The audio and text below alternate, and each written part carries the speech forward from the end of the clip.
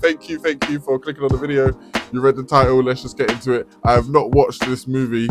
Let's see if this convinces me to watch it. You have a movie for me? Yes, sir, I do. It's gonna be called Back to the Future. Oh, okay. Not sure about that title. I'll try to come up with something else. Okay, I mean, I feel like that works, though. Well, we'll see. So what happens in this thing? Well, we're gonna meet this teenager, Marty McFly, and he's hanging out at his friend's house, this wacky old scientist guy, Dr. Emmett Brown. Oh, and how did they become friends? Somehow, I imagine. Okay, I have no further questions. Okay, thank God. So Doc Brown, he's real wacky. He says "Great Scott" all the time. Oh, Scott is tight. Fantastic. So Marty's life is pretty crappy. Like, his dad gets bullied by this guy named Biff, his mom is an alcoholic, his brother has a crappy job, and his sister can't find a boyfriend. Yikes. And then one night, Doc brings Marty to a shopping mall parking lot because he built a time machine out of a DeLorean. Oh, he did? Yeah, so we're gonna have this really fun scene where they engage in some casual, animal testing. Oh my God, what? Yeah, Doc puts his dog inside the DeLorean, sends him into the future, and you know what? He doesn't die. Is Doc the bad guy? What would make you think he's the bad guy? So anyway, then the terrorists he's been dealing with show up. You're sure he's not the bad guy? Yeah, no. He ripped these guys off for some plutonium, so they murder him. Oh, what is going on? And so Marty escapes in the DeLorean and accidentally goes back to 1955. That's in the past. It certainly is, sir. And so he's gonna run into his dad, George McFly. Oh, that's interesting. An encounter with his dad in the past? Yeah. And so pretty much immediately he finds out that his dad's a peeping Tom. Oh my God. Yeah, and he saves his dad from getting hit by a car, but then he gets hit by a car. Oh. And so he's taken in by his mom, Lorraine's family, and she is all over him when he wakes up. I mean, she really wants to sleep with him. What are you talking about? Wait, what? The whole thing is that Marty's parents met after George was hit by that.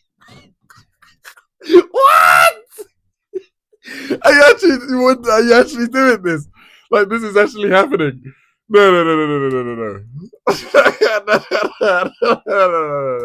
Family, and she is all over him when he wakes up. I mean, she really wants to sleep with him. What are you talking about? See, the whole thing is that Marty's parents met after George was hit by that car, but now since Marty was hit by the car, Lorraine just wants to hook up with him. She's on a path to end up with him. Right, okay, I feel like that's pretty messed up for a movie. Yeah, so the whole movie, Lorraine's trying really hard to get into her son's pants. I do not like that sentence. Well, she doesn't know that it's her future son. I don't see how that's gonna be.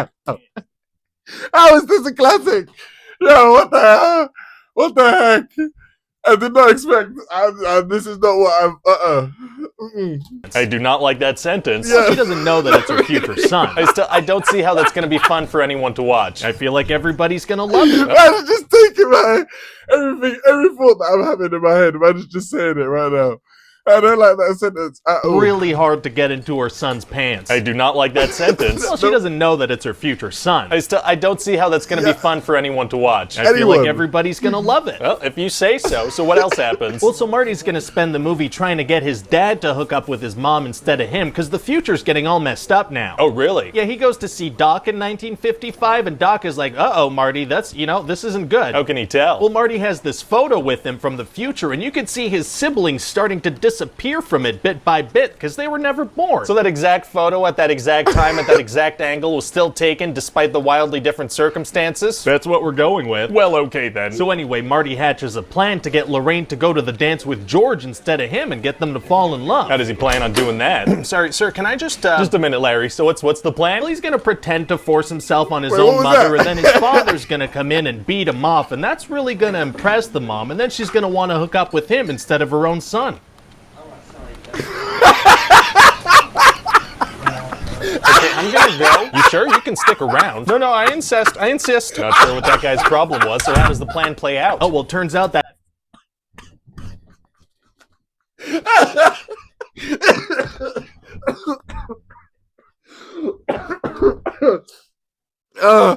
Out of context, but it's just like, wait, huh? Wait. Out of context, that is nuts. And then his father's gonna come in and beat him off, and that's really gonna impress them. Force himself on his own mother, and then his father's gonna come in and beat him off, and that's really gonna impress the mom, and then she's gonna want to hook up with him instead of her own son. Okay, I'm gonna go. You sure? You can stick around. No, I insist. Not sure what that guy's problem was, so how does the plan play out? Oh, well, it turns out that I insist. Oh, wait, no. Oh, my stomach hurts. Okay. shows up, and he actually What Oh, that guy's my problem goodness. was, so how does the plan play out? Oh, well, turns out that bully Biff shows up, and he actually tries to force himself on Lorraine. Oh no. Yeah, he's really going at it. He's really trying to take advantage of this girl. And you're sure this is a family movie? Yeah, what I'm is telling this you, I feel movie? like it's gonna be a classic. So then George really does save the day by standing up to Biff and punching him out. Wow, wow, wow, wow, wow. Yeah, and then at that school dance, Marty's gonna play Johnny Be Good by Chuck Berry. Great song. And it turns out Chuck Berry's cousin is there, so he calls Chuck and he's like, hey, you know that new sound you're looking for? So Chuck Berry steals the song Johnny Be Good from over a phone. He does, yeah, fun little tidbit. But if Marty hadn't performed it, Chuck Berry would have come up with it word for word just a couple of years later. Right, but now in this timeline, Chuck Berry's a plagiarist, so it's fun. Okay, I guess that's a fun moment. yeah, I So guess anyway, now that Marty's ensured that his parents are gonna procreate, he has to go back to the future. That's the name of the movie. That last part of the sentence, yeah, not the whole sentence. Okay, so I actually did just think of a title that might be a bit better. Okay. What if we call it Spaceman from Pluto? Spaceman from Pluto? Yeah, that is a real note that a Hollywood studio executive is giving. Let's call it Spaceman from Pluto instead of Back to the Future. He's just cussing them out like in real time now.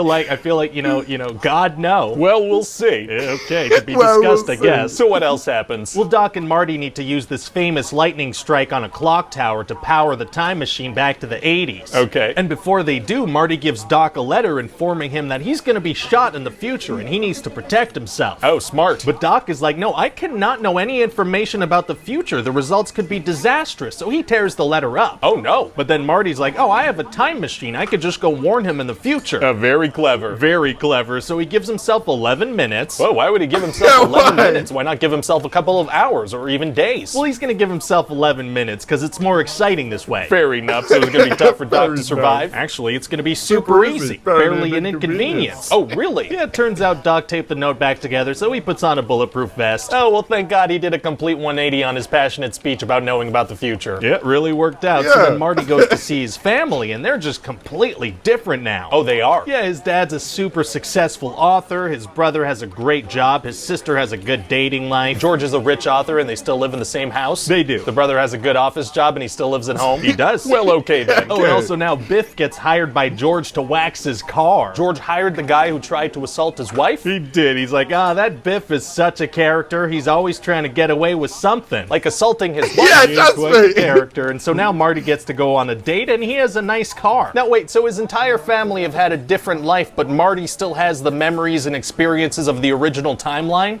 Yeah. So what happens to the version of Marty that was living with the family Oh, on this geez. new He's gonna say, timeline "Hey, that they shut were up." interacting with on a daily basis?